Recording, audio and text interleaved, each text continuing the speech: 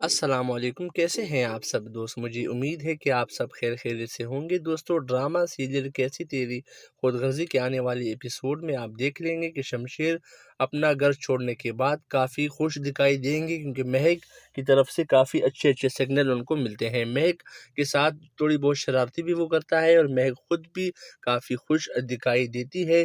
تو اسی طرح وہ اپنی اس غریبی کی زندگی میں کافی خوش دکھائی دیتے ہیں۔